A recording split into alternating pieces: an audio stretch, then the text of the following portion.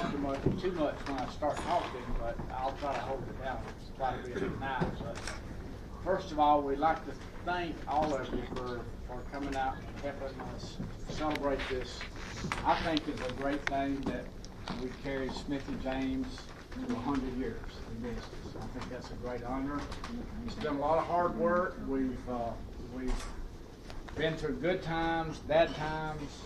We've done it all. When I started work here in '61, there was 7 men's stores downtown Greer, and we're the only one that survived out of the 7 men's stores. And I can just remember the time that I walked in this store, or next door, and asked for a job. And we're happy to have Timmy Boyles and Ralph with us tonight. That was Mr. Smith's daughter, and I had a partner, Paul Smith Jr., which his wife's here is Elizabeth.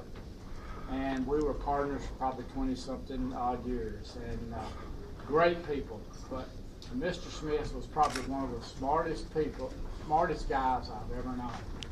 He knew how to make money.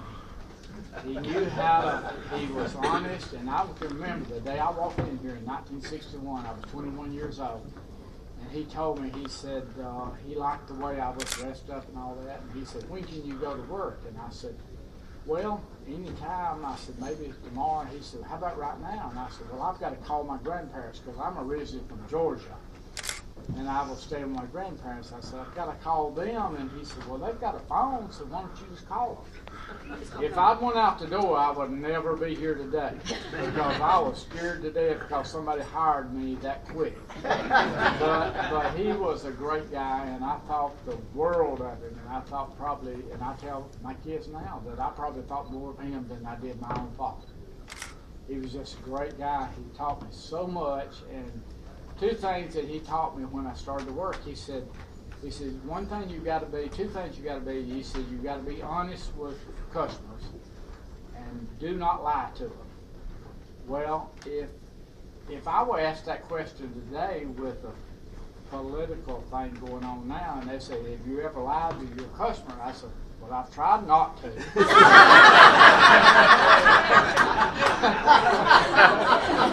But, you know, I may have stretched the truth a little bit. And I can remember back years ago, and, you know, I'm retired, pretty well retired now. And, of course, I wasn't ready to retire, but when we went into computers and all, I had to retire. I didn't know nothing about them, you know.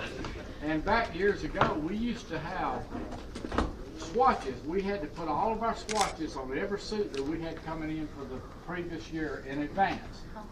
And I can remember the first time, and Mr. Smith, he told me, he said, when I started work, he said, how come you hadn't sold these suits? And I said, well, I'm trying. And he said, well, are you talking to him? I said, I'm doing everything I can, you know. And I remember this guy named Harold Hicks came in, and he said he wanted a suit. And I looked through all this stuff, and I told him, I said, I don't have a suit really here for you. But I tell you what, I've got one coming in Monday that will be perfect for you. And I pulled the swatch out, I showed it to him, you know, and all this, you know. And after he left, Mr. Smith, he came to me and he said, why did you sell me a suit? And I said, well, you told me to be honest. I said, I didn't think anything we had looked good on it.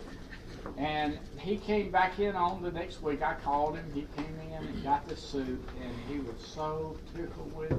He was a customer for years. He would never let nobody wait on him except me. And so that was kind of a proven thing there that, you know, that he liked me. And he always said, you got to sell yourself. And that's what I've tried to teach Brandon and our children too, that you got to teach yourself on being positive on what you believe in. Then I had Elizabeth Smith here.